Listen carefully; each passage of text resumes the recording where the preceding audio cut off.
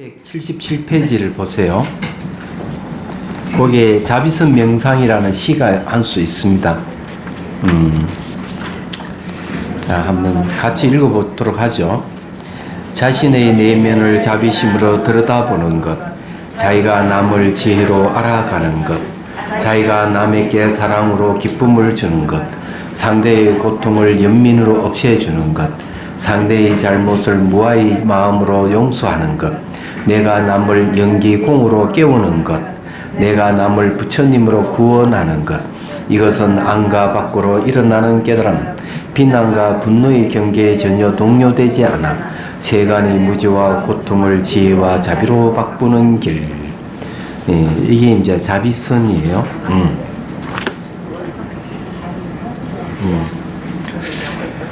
자, 우리가 이제 사무량심에 대한 얘기를 하고 있는데, 그 중에서 자무량심, 이타심, 기르기를 하고 있죠. 자, 384페이지 할차일 같은데, 그죠? 예. 그래서 오늘도 이제 수행을 좀 하고요. 그렇게 하겠습니다. 그 전에 이제 공부 좀 하도록 하죠. 자, 384페이지는 탐의 분노, 정의심의 대상이 없음을 안다 됐죠. 이건 이제 관계성을 사유하여 지혜를 얻는 방법을 우리가 전부 시간에 공부를 했죠. 소나무에 기대가지고 소나무를 통해 가지고 관계성 통찰 사유를 했습니다.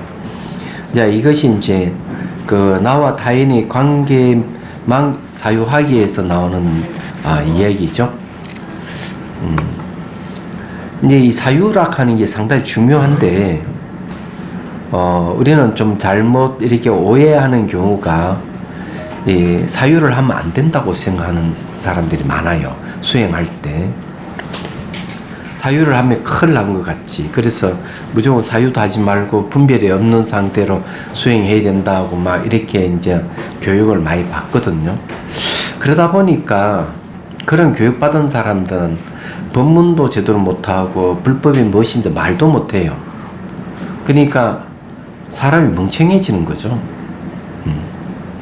그게 이제 좀 잘못됐다 좀 생각이에요. 그래서 이 부처님 법을 아는 방법은 두 가지인데, 하나는 이제 직관이고 하나는 추론이에요. 추리를 해야 되거든요. 그러면 사유를 해야 됩니다. 그러니까 사유를 잘 해야 돼요. 분석 사유를 잘 하는 게 이제 아주 중요해요. 근데 지혜가 빨리 개발되죠. 그런 지혜에 의해서 비로소 이제 분별심이 점점 없어져 가는 겁니다. 그런데 처음부터 분별심이 없는 것을 내세우고 이러면은 부처님 법을 하나도 몰라야 되는 줄 알고, 문자를 시험에 큰일 나는 줄 알고, 그냥 멍청한 훈련을 계속 쌓아가다가 망하는 거예요, 이게.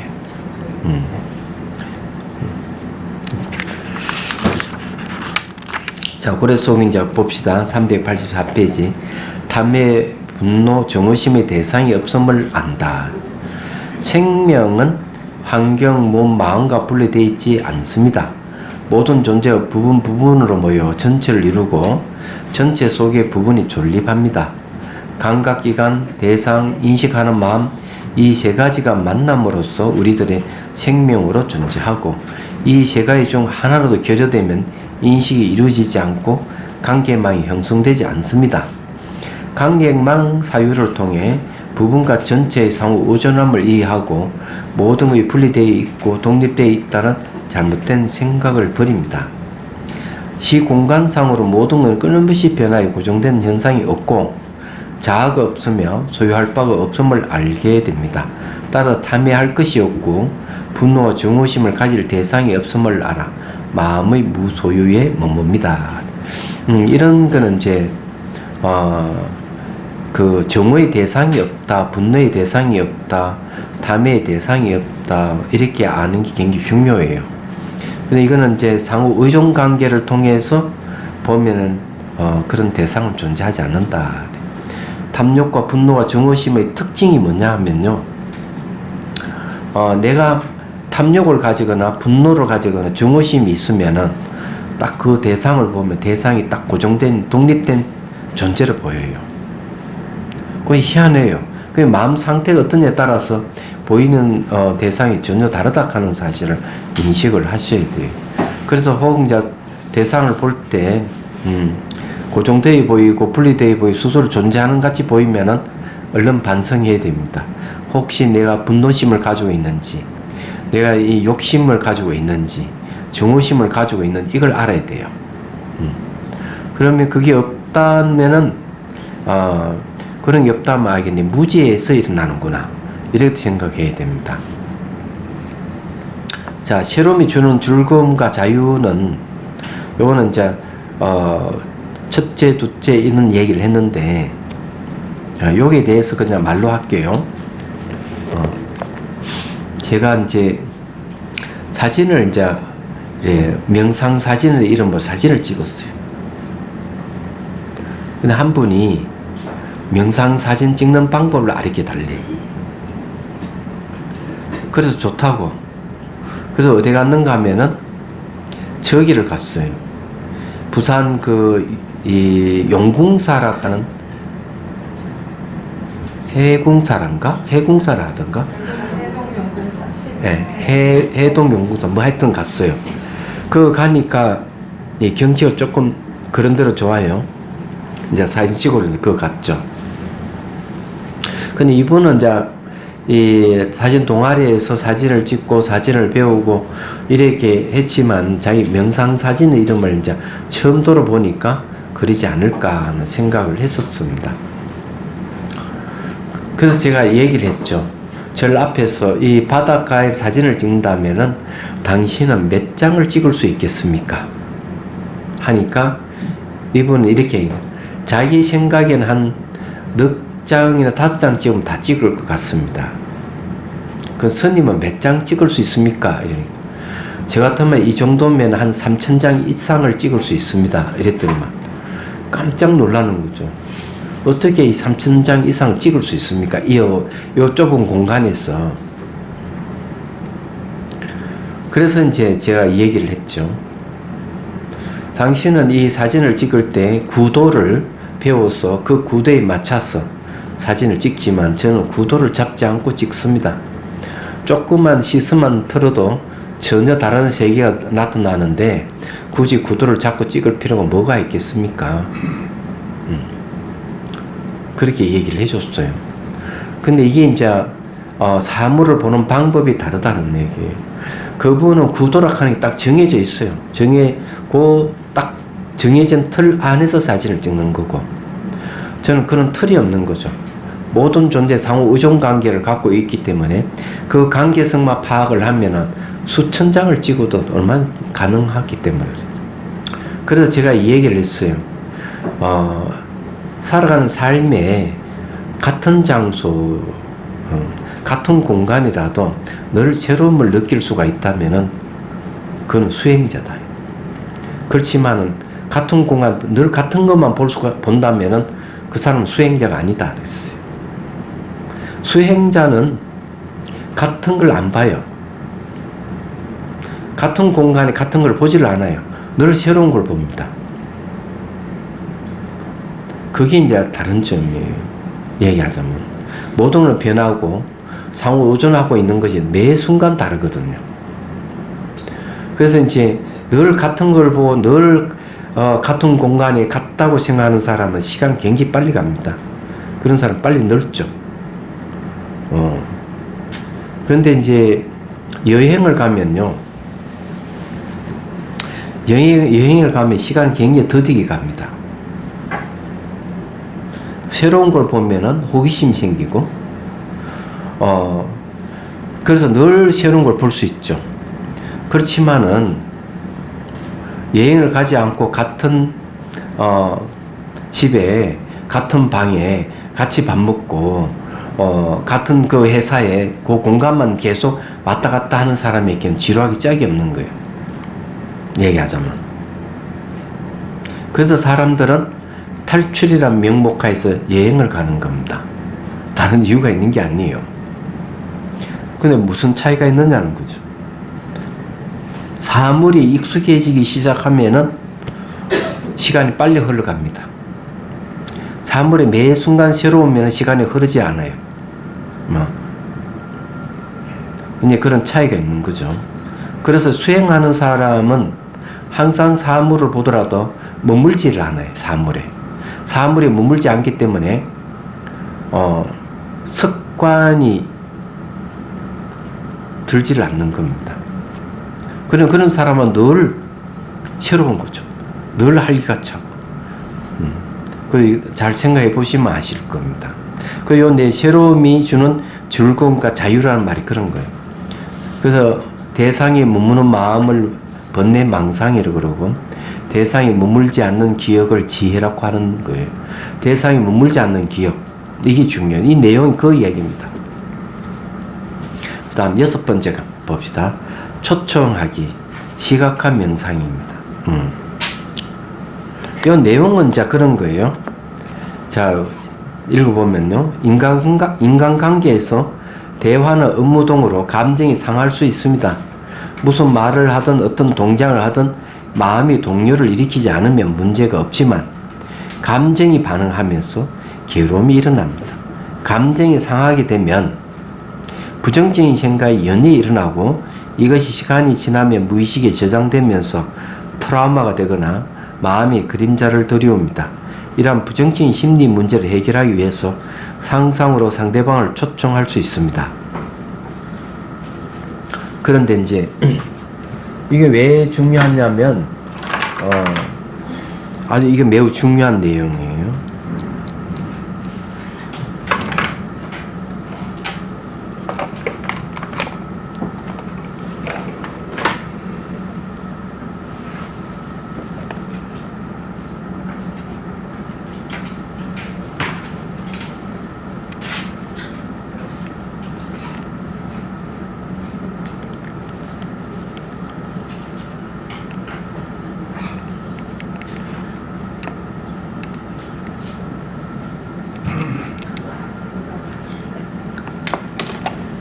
이거 왜 중요한 이야기냐면, 사람들은 보통 이런 생각을 해요. 내가 나쁜 생각을 하더라도 내버려 두면 좋은 생각이 일어나겠지, 이런 생각을 하는데 그렇지 않습니다. 인과 이치는 그런 뜻이 아니거든요. 원인과 조건이 악한 것이라면 그에 일어나는 연쇄 반응을 일으켜서 일어나는 심리도 악한 것이에요. 그래서 착한 것이 중간에 가서 선한 것으로 바뀔 리가 없어요. 안 바뀝니다. 그래서 초기 경전에서 뭐라고 얘기하는가 하면은, 나쁜 생각이 일어나면 얼른 좋은 생각을 일으켜서 나쁜 생각의 흐름을 끊어주라. 초기 경전에 그렇게 얘기를 하고 있습니다. 그래서 사람들은 우울증에 한번 빠지면은 같은 생각을 계속 반복하게 되는 이유도 거기에 있는 거죠. 이런 걸 이제 끊어주는 것이 이제 명상이에요.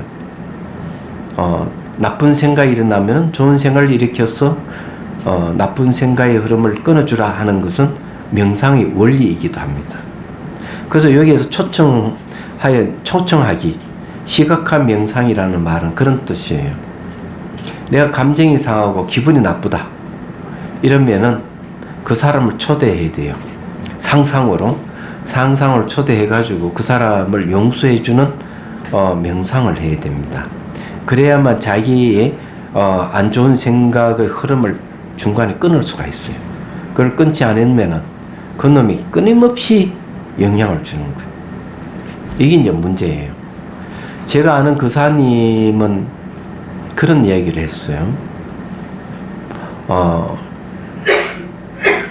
자기가 영향을 받고 기분 나쁘게 생각한 한 사람이 있었는데, 수행을 하면서 실제로 그 사람이 아니고 전혀 생각지도 못한 사람이 나의 어릴 땐 나쁜 영향을 끼쳤다 하는 걸 알게 됐다는 거죠.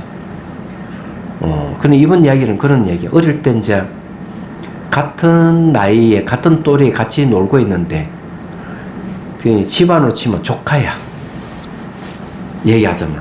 그런 경우 많잖아요. 조카인데 같이 뛰놀다가 그만 같은 또래니까 뭐 허물이 없잖아요. 그래서 놀다가 지나가면서 머리를 탁 때렸다. 이게 조카가 자기 머리를 때린 거. 나이는 같은데. 그때는 그것이 그냥 전혀 뭐 문제가 되지 않았고, 그런 것이 이제, 자기는 별 문제가 없었다 생각한 거예요.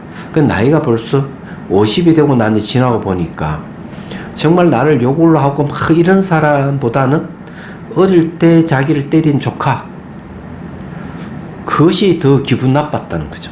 나이 지나고 보니까. 그래, 엉뚱한 사람이, 자기 트라우마가 돼 있었던 거죠. 말하자면.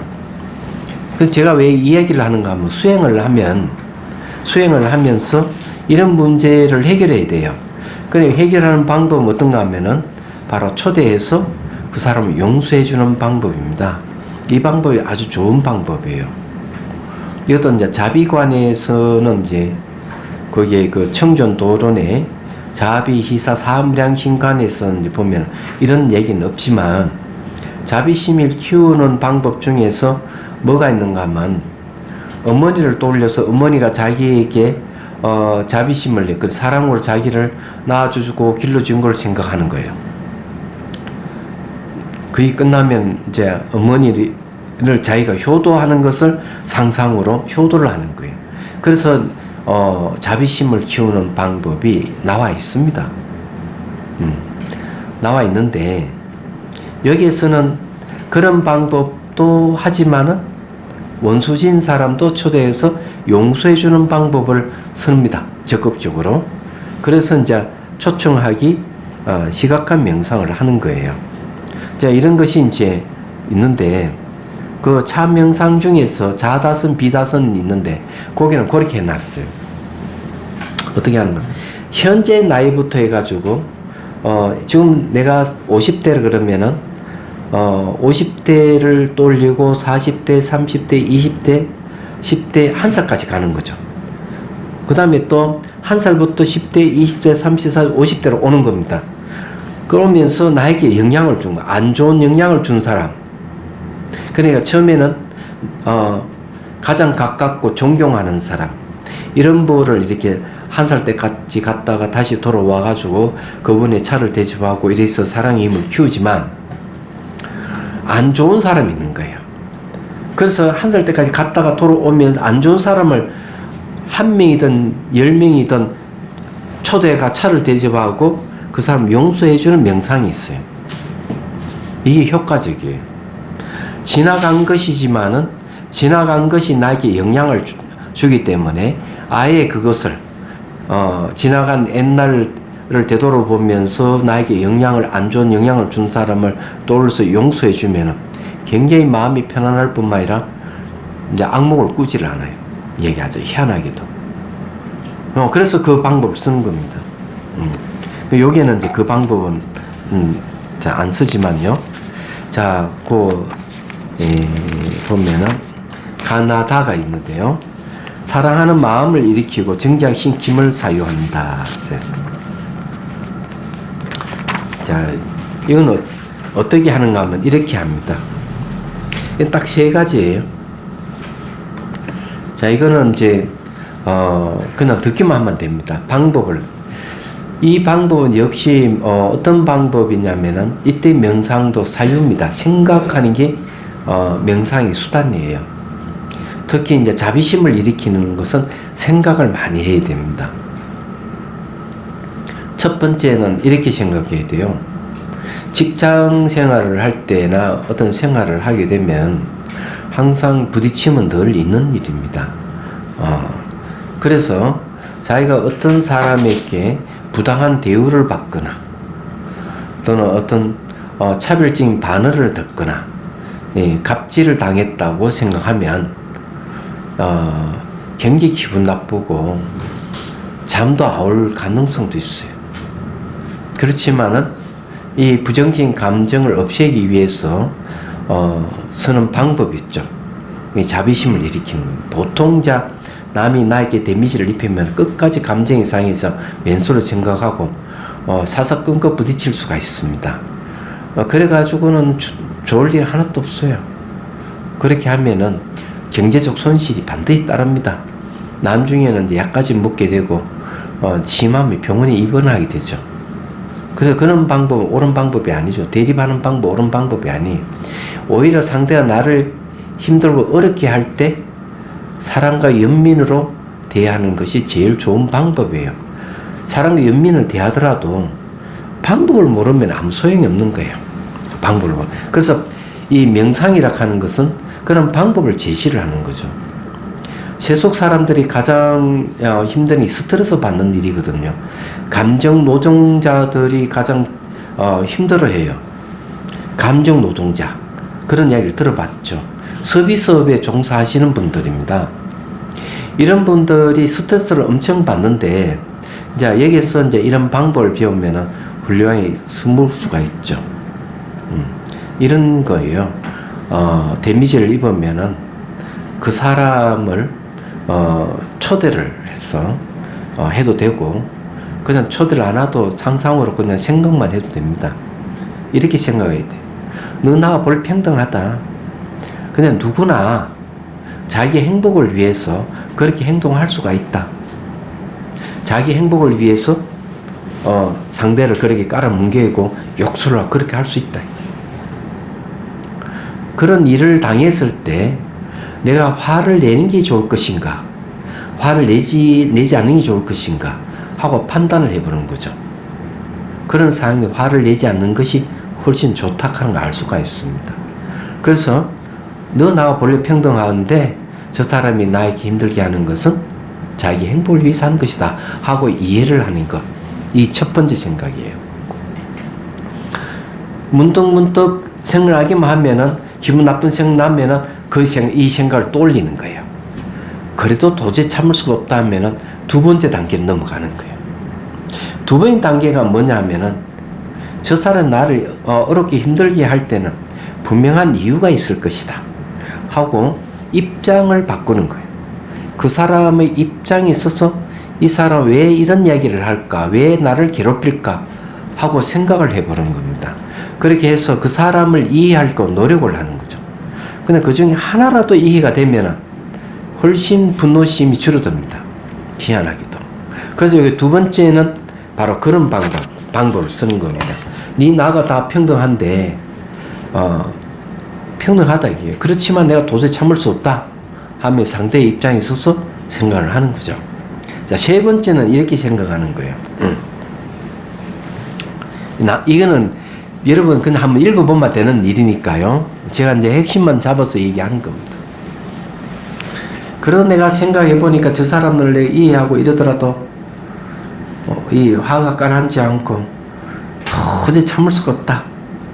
이러면은 세 번째 방법을 생각하는 거예요. 세 번째 방법은 저분은 나의 정신적인 성숙을 갖다주는 스승이다. 이렇게 생각하는 거예요.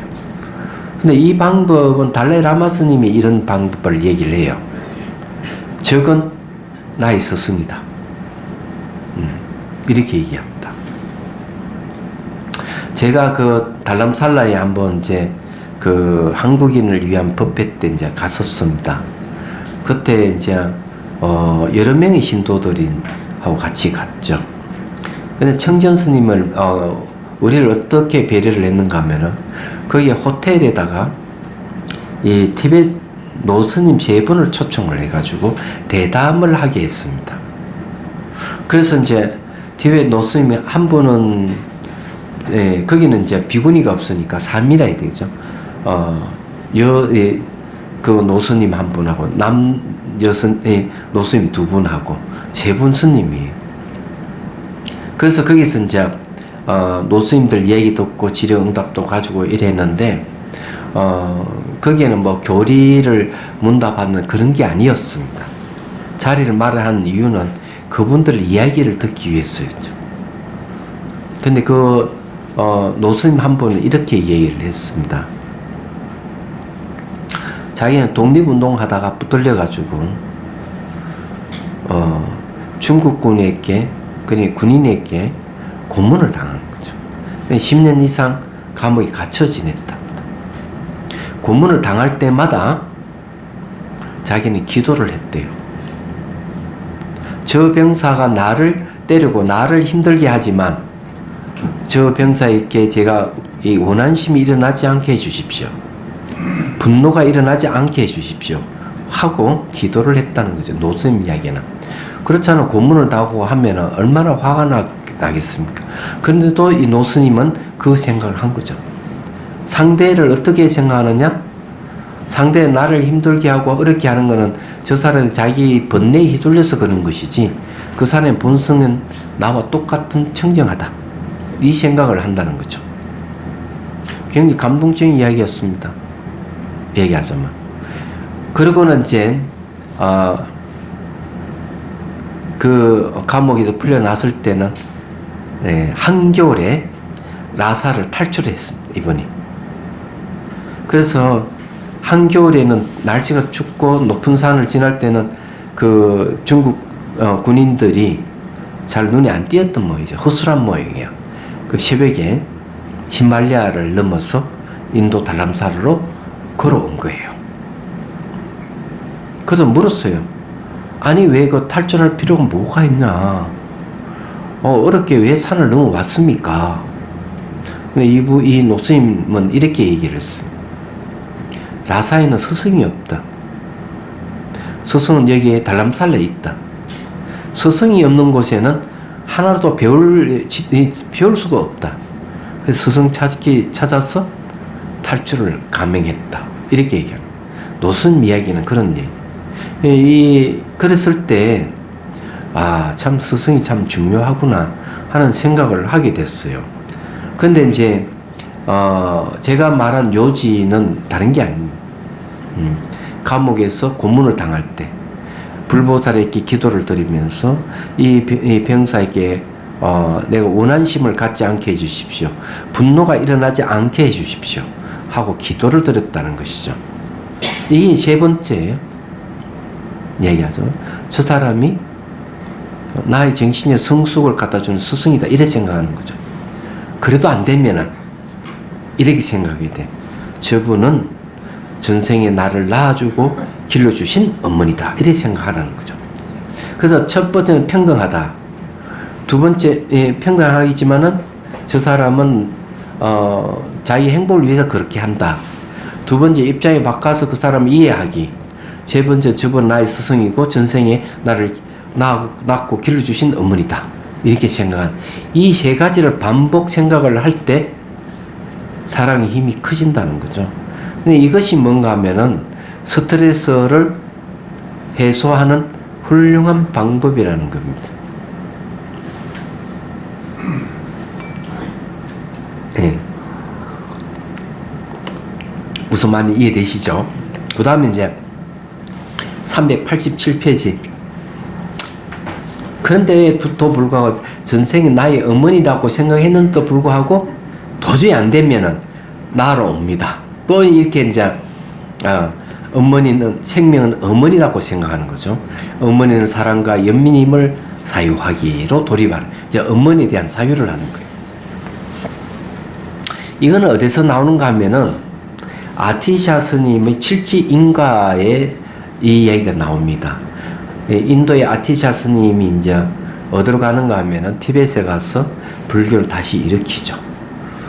티벳 왕이 아티샤 스님에게 사람을 보냅니다. 황금을 보내가지고 초청하죠.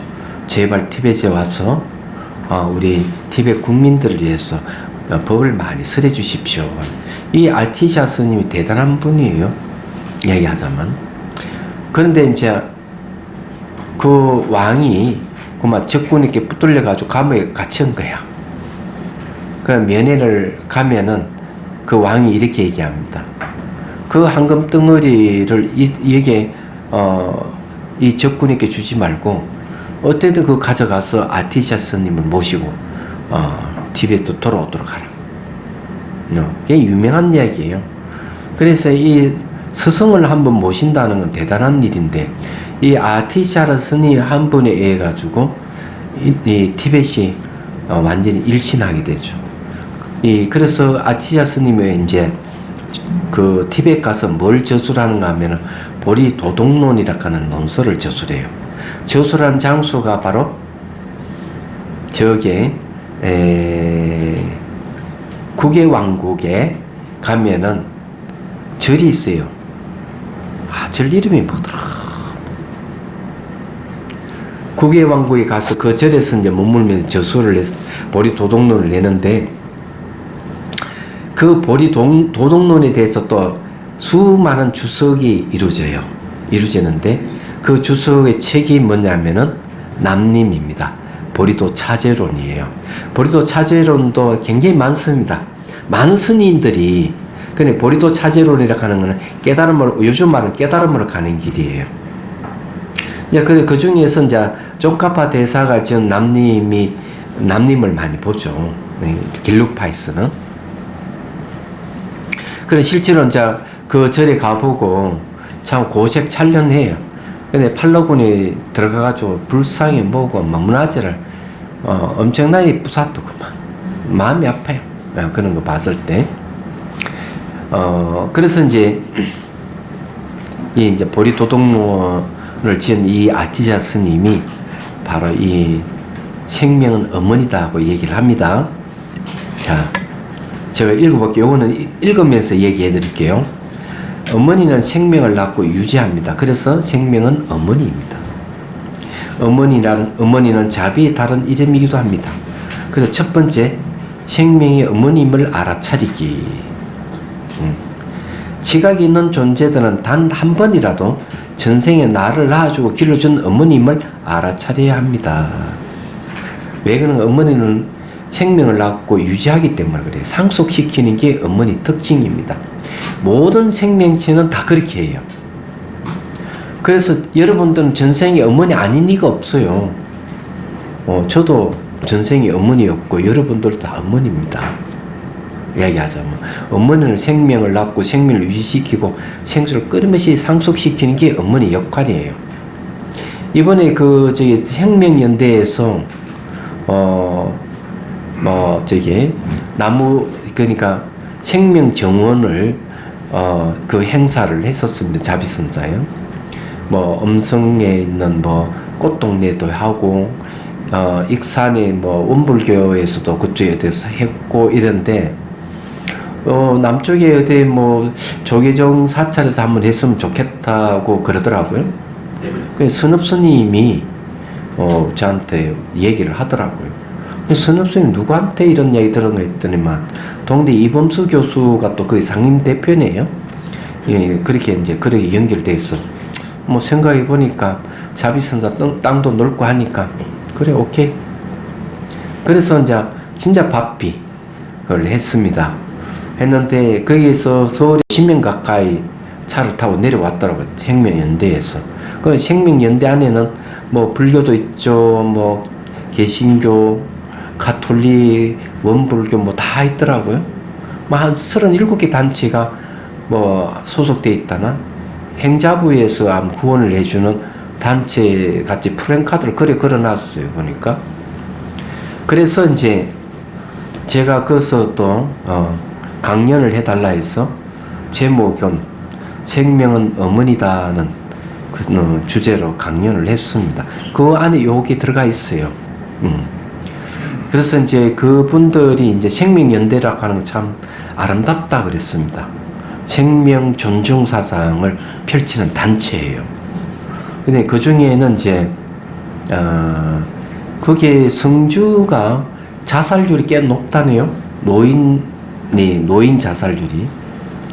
그래서 아마 성주를 얘기했는지는 모르겠어요. 얘기하자면. 그래, 어쨌든 행사를 잘 치르고 이랬는데, 급히 하다 보니까 나무도 이제 선택을 하고 이런 과정에서 좀 얼음이 있었어요. 6월 달에 나무 심어서 과연 살까 하는 생각이 들었습니다. 나무 심는 계절이 아니기 때문에. 그래서 날마다 이제 물 주는 걸로 해서 벚꽃을 다 심었어요. 나중에 여러분들이 이제 거기 와서 이제 한번 보시면 좋겠습니다. 제목이 자비사랑, 자비생명숲길 이래 돼 있습니다. 자비생명숲길.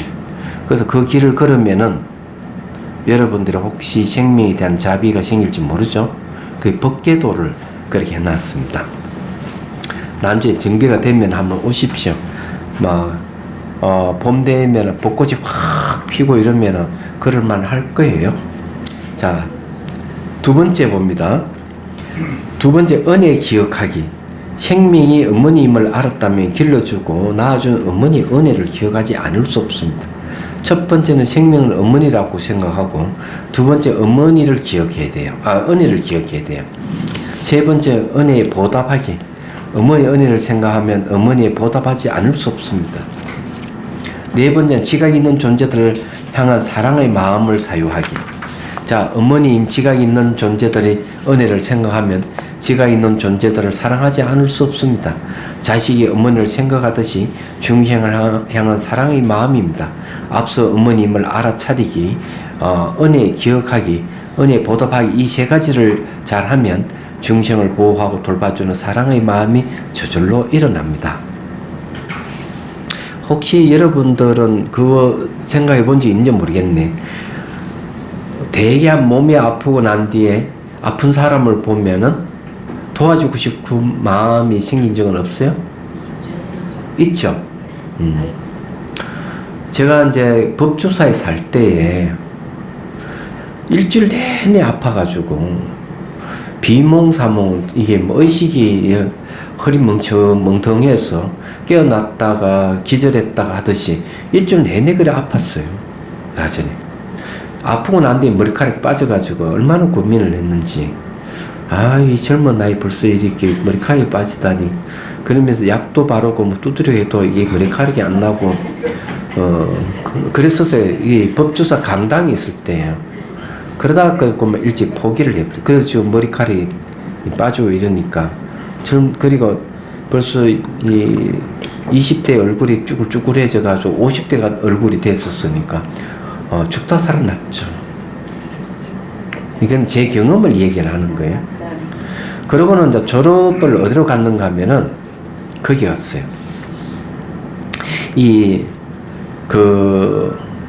목포로 해가지고, 흑산도를 거쳐서 가면은 홍도라 가는 데 있습니다. 그래서 이제 노스님 모시고 한 15명이 노스님 모시고 이제 그 강당 졸업 여행을 간 거예요. 그래서 홍도로 갔다가 목포로 정회사에 와가지고 다시 이제 아침 일찍 이제 통통배를 타고 8시간 배를 타고 제주도 갔습니다. 그때가 70년대 후반이었죠. 1970년대 후반이에요. 옛날 이야기입니다. 그래서 이제 또 절에 머물렀다가 의장을 부르고 그 다음날 아침 일찍이 한라산 등반을 했습니다. 그래 백록당까지 갔다가 내려오고 그 다음날 아침에 사고가 난 거죠. 어떤 한 스님이 배를 움켜쥐고 대굴대굴 구르는 거예요. 그래 엄청난 통증이 막 식은땀 흘리고, 그래 한 스님이 막 전화를 해가지고 병원을 알아보고 제가 들쳐업고 뛰었죠. 키 작은 내가 나보다 키 큰 스님을 들고 뛰었습니다. 제가 왜 그런 행동을 했는가 하면, 저는 일주일 동안 아팠어. 죽다 살아났기 때문에 아픈 사람 보면은 가만히 있지를 못했던 거죠. 그때는 이게 죽으면 안 된다고 생각한 거예요. 그래서 병원에 딱 도착했는데 진짜 엄청난 분노를 느꼈어요.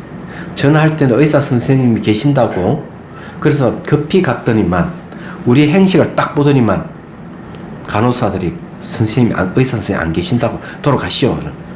아니 지금 이게 사람이 좀 아파서 이러는데 분명히 전화할 때는 있다고 해놔놓고 왜 그랬을까?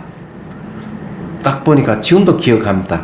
문패에 영락교회 여기 딱 그래 분노가 일어났죠. 아니 지금 죽어가는 사람을 살리는 게 중요하지 무슨 교회가 중요한 얘기야. 그래서 어쩔 수 없이 그보다 더 허름한 허름한 병원으로 갔어요. 거기에는 종교를 안 내셔야 좋더라고. 그래서 보니까 급성맹장이었습니다. 급히 수술을 한 거죠. 그래서 살아났어요. 그 스님 이름이 정법 스님입니다. 그래가지고 그래 한 사람을 살렸는데, 한번 아파봐야만이 아픈 사람 심정을 알아요.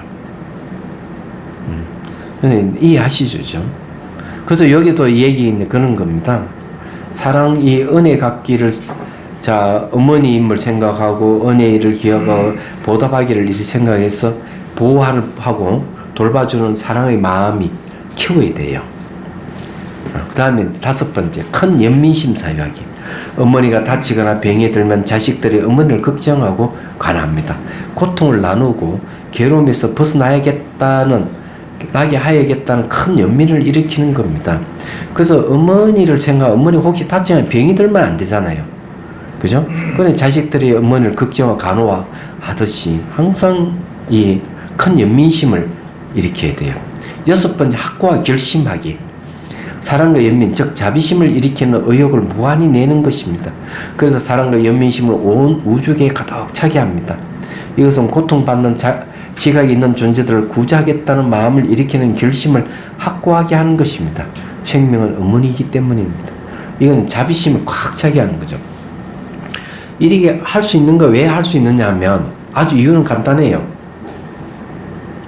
화가 나면은 온 우주가 그냥 화로 가득 차거든요. 화는 그러면서 왜 자비심은 왜 그렇게 못하지? 할 수가 있는 거예요. 자, 7번째는 보리심 일으키기입니다. 지금 본인에게는 한 중생도 구제할 수 있는 힘이 없음을 안다면 그들을 구제할 수 있는 힘을 길러야 합니다. 길러야 하므로 위없는 깨달음을 얻고자 하는 연기법을 듣고 사유하고 수행하지 않을 수 없습니다. 이 사랑과 연민의 마음이 원인이 되어 보리심이 일어납니다. 보리심은 모든 중생의 행복을 위한 열망을 일으키고 공성행의 깨달음을 얻고자 하는 염원인 수행의 길로 나아가게 합니다. 그래서 여기 이제 칠지인가에 대한 이야기가 중생을 위해서 이 칠지인가를 생각하라. 생각하는 것이 바로 자비심을 일으키는 방법이다 하고 이 얘기를 하는 겁니다. 그래서 이제 사랑하는 마음을 일으키고 정작시킴을 사유하기와 생명의 어머니는 사랑의 연민임을 사유하기에 이 두 가지는 사랑을 정량시키는 것만이 아니라 연민심을 정량시킵니다. 그러므로 비무량심의 이타심 기르기에도 적용하여 명상해도 됩니다. 그래서 이게 이제 아주 중요한 겁니다. 이걸 이제 여러분들이 이걸 몇 번 읽고 숙지해가지고 혼자서 계속 반복 사유하고 이러면은 사랑의 힘이 커질 거예요. 그 직장 생활을 하거나 스트레스 받는 사람에게 굉장히 중요합니다. 실제로 초대해가지고 하는 게 중요하겠죠? 이야기하자면. 자, 요거는 이제, 그렇게 하는 거고, 자, 명상을 한번 하죠. 예, 자비수관 방법을 알려 드리겠습니다. 할 때 가슴에서 하얀 연꽃뿌리가 솟아서 정술에서 꽃이 연꽃이 피는 걸 상상해야 돼요. 그리고 흰 연꽃 속에서 지혜와 자비의 형상화인 관자재보살, 그러니까 간신보살이 앉아서 미소를 띠고 있는 모습을 떠올려가지고 감로수를 부어줘야 됩니다. 근데 만일에 이미지가 떠오르지 않는 분은 그냥 본인의 심리적인 문제거든요. 그럴 때는 샤워기를 상상해 물을 부어주세요. 제3자가 붓는다면 잘 되지만 자기가 붓는다면 잘 안 돼요. 이제 이걸 하게 되면 좋은 점이 뭐냐 하면 흰색은 자비의 색깔이에요. 연꽃봉이는 청정을 의미하는데 자꾸 하다 보면 요 가슴에서 정수리까지 기맥이 열릴 가능성도 있습니다. 기맥이 열리면 좋잖아요. 그리고 이제 그 간신보살은 지혜와 자비의 형상화하기 때문에 자기 마음의 본성이라고 생각하셔야 돼요. 그래서 자기에게 물을 쭉 부어주는, 감로수를 부어주는 상상을 해야 됩니다. 한 10분만 딱 하겠습니다. 네. 그리고 또 제가 말씀드릴게요.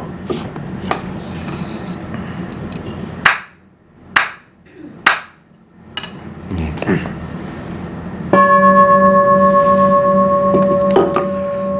자, 이제 숨을 들이쉬고, 자, 내쉬고, 어깨 힘을 쭉 빼고, 척추는 곧게 세웁니다. 자, 시선은 곳곳이 잠시 둡니다. 자, 이것은 이제 순간 집중 명상이에요.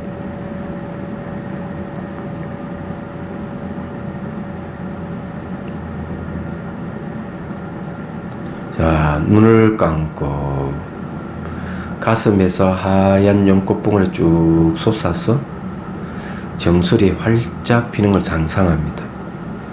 자, 그 위에 지혜와 자비의 형상화인 관자재보살, 간신보살이 미소를 띠고 앉아있음을 상상해 봅니다. 자, 이미지가 잘 떠오르지 않는 분은 샤워기를 상상해서 이제 물을 부어주면 됩니다. 감로수병을 머리에 물을 쭉 부어줍니다. 맑고 투명한 물이 온몸을 쭉 적시고 흐르는 걸 상상하십시오. 물은 손끝과 발끝으로 흘러내리는 걸 상상해 봅니다. 그리고는 물이 몸에 접촉할 때 물의 색깔, 물이 흐르고 안 흐르지 않는 부분, 반응에서 일어나는 몸의 현상과 또는 정신적인 현상을 그냥 지켜보기만 하십시오. 어떻게 바뀌어가는가 하고 지켜보는 게 아주 중요합니다.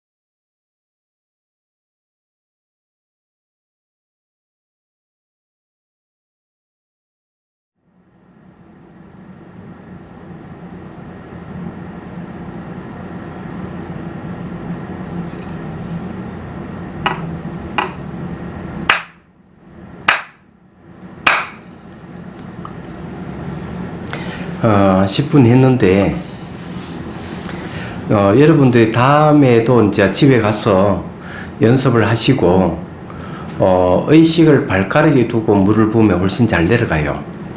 그까지 이렇게 연습을 하십시오. 1시간 하면 참 좋겠지만, 처음 하시는 분은 한 10분씩 자주 하는 게 좋아요. 그러면 효과가 더 극대화시킬 수가 있고요. 이래 하다가 어디까지 해야 되는가 목표점을 이제 말씀드릴게요. 몸이 다 사라질 때까지 하세요. 물을 부고 몸이 다 사라져 버리면은 그때는 이제 또 다른 방법을 말씀드릴게요. 이렇게 하고 그 다음에 이제 초대하는 거는 이거 연습이 되면은 여러분들이 이제 또 초대해서 이제 명상하는 걸 또 이제 그때 또 들어가도록 그렇게 하겠습니다. 일단은 이제 오늘은 이제 혹시 또 이 몸이 일어나는 현상에 대해서 정말 묻고 싶은 거 있긴 있습니까? 그래 있으면 저한테 얘기하십시오. 전에 아잠브라 명상 캠프를 갔다 왔거든요. 예. 갔다 오고 나서 한두 달 동안은 이제 자동으로 마음 관찰이 내 마음을 막 보고 있는 거예요. 뭐 대화하거나 그러구나. 마음 보는데 또 여기서 또 다른 내가 또 그걸 보고 있는 거예요. 무슨 현상이에요? 내가 나를 보고 있는 것이 어떤 것이냐 하면 수행을 하게 되면 흔히 나타나는 현상 중에 하나예요. 알아차림을 잘 하고 있으면은 어느 순간 나를 객관적으로 이렇게 보는 현상이 생겨요. 얘가 눈이 또 새로운 눈이 생겨 그 눈이 자기를 보는 같은 그런 현상도 생기고 그런 현상이 생기더라도 항상 중심을 잡아야 돼요. 중심이 뭔가 알아차림. 누가 눈이 보이더라도 그 알아차림. 내가 나를 보더라도 알아차림. 이 알아차림이 중요한 거예요. 알아차림은 즉각 안다. 바로 안다는 거죠. 그래서 이렇게 하면은 이제 그런 문제 전혀 문제될 게 없고 그런 현상들이 오히려 알아차림을 길러주는 대상이라고 생각하시면 돼요. 그 다음에 이제 알아차림은 내용은 어떤 것이냐 하면은 반드시 생기면 사라지는 걸 관찰하셔야 돼요. 생기면 사라진다. 어떤 이미지든 어떤 현상이든 그게 좋은 현상이든 나쁜 현상이든 험상궂었든 뭐든 거기에 의미부여하거나 거기에 다른 감정 생각을 결부시키면 절대로 안 돼요. 다른 거와 결부시키지도 말고 없애려고 하지도 말고 다만 이 이치적으로는 이 생기면 반드시 사라진다 하는 이치를 알고 살펴봐야 돼요. 그다음 이제 물을 보면은 몸이 이제 일어나고 사라지면 보는 똑같고 감정이 일어나고 사라지면 그걸 지켜보는 게 중요한 거예요. 이게 제일 먼저 해야 될 일은 그 일이에요. 그 지켜보는 힘이 좋아지면은 그 다음에는 이제 일어나고 사라짐을 명확하게 봐야 돼요. 일어나는 거하고 사라지는 전혀 다른 양상이기 때문에 그걸 명확하게 보기 시작하면 그 다음에는 지나간 건 돌아오지 않다 확인하고 미래는 오지 않아서 확인하고 현재 머물지 않는다 하는 걸 늘 알아차리고 있어요. 그럼 의식이 과거로 가지도 않고 미래로 가지 않은 현재 순간에 깨있게 되는 거예요. 그냥 물을 부는 것도 그 물도 마음이에요. 마음이 몸에 접촉했을 때는 반드시 현상이 생기게 돼 있어. 그럼 똑같이 그렇게 관찰을 하셔야 돼요. 근데 물을 붓는 게 훨씬 쉽습니다. 알고 보면 그냥 관찰하는 것보다는 혹시 이제 뭐 관찰하는 게 더 쉽다고 하는 분이 계신다면은 그에 맞는 방법을 알게 드릴 수가 있습니다. 예. 그에 맞는 방법을 알게 드릴 수가 있는데 상상을 하는 방법이 굉장히 쉽다고 저는 생각해요. 한 번 더 이야기하면 이것은 반드시 알아야 되는 것. 꿈과 상상과 현실은 같다는 걸 빨리 이해해야 돼요. 왜 같은가 하면은 같은 것은 꿈속에서 대상을 인식하고 현실의 상상 속에서 상상의 대상을 인식하고 있고 현실에도 그 대상을 인식해요. 인식하게 되면 반드시 몸에 반응이 나타나는 겁니다. 그래서 이제 꿈, 상상, 현실은 장소만 다르지 인식하는 건 똑같기 때문에 반드시 몸에는 그에 상당하는 반응이 일어나게 돼 있다. 그래서 명상이 성립할 수 있는 이유가 그거예요. 그래서 감로수는 물을 붓는 건 상상이잖아요. 그러면서 지켜보는 거죠. 그 다음에 물을 부어주고 지켜보는 게 좋은 점이 또 뭐가 있느냐? 내가 이미지를 돌려서 내가 보고 있을 때는 뭐가 생기느냐 하면 마음에 눈이 생긴다. 내가 눈을 감고 하기 때문에 마음이 눈이 생기는 거죠. 우리는 눈을 뜨고 이 모양과 색깔을 보고 있는 건 육안이라 그러죠. 근데 눈을 감고든 이미지를 돌려서 본다는 것은 그는 심안을 기르는 겁니다. 마음이 눈이 생기면은 이제는 좀 이 사물을 보는 폭이 달라져요. 왜 달라지는가 하면은 이때까지는 육안으로 사물을 보다가 심안으로 이제 보게 되는데, 심안에 걸리는 그 심안에 포착되는 대상은 어떤 것들이 있는가 하면 감각, 감정, 생각 이런 것이 심안의 대상이 됩니다. 마음이 눈이 열리는 순간부터 대상이 반응하는 감각, 반응하는 감정, 반응하는 생각을 선명하게 볼 수가 있어요. 마치 사물 보듯이. 그렇기 때문에 마음이 눈이 생겨야 돼요. 거기서 끝나는 게 아니에요, 그게. 그 다음에 마음의 본질까지, 본성까지 꿰뚫어 볼 수 있는 게 그게 나옵니다. 특히 과거는 지나갈 수 없고 미래는 오지 않아서 현재 머물지 않는 것은 육안으로 확인하기 어려워요. 되게 그런 경우는 심한이 열려야만 봅니다. 그래서 이제 감누수를 계속 하다 보면은 빨리 그런 걸 체득하게 되죠. 그리고 이제 또 한 가지, 물을 이렇게 부어주는 이 방법은 옛날에 수행법이 있었다는 거예요. 제가 창조한 게 아닙니다. 제가 만든 게 아닙니다. 제가 만들어 놓고 기분이 좋았어요. 근데 막연하게 분명히 이런 수행법이 있을 것이다 이래 했는데 2003년도에 달라이 라마 스님 법문에 똑같은 이야기를 하는 거죠. 알고 보니 이 수행법은 간시연보살 비밀 수행법입니다. 그래서 간시연보살 비밀 수행법 한 부분만을 가져와서 한 거예요. 다른 이유는 없어요.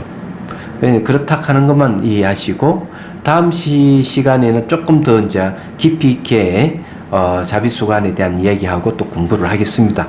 그래서 이 같이 병행하면서 나중에 이제 초대하는까지도 나중에 또 그때 가서 또 하도록 하겠습니다. 질문 있습니까? 몸이 좀 개운하죠? 네. 휴식, 10분 휴식하겠습니다.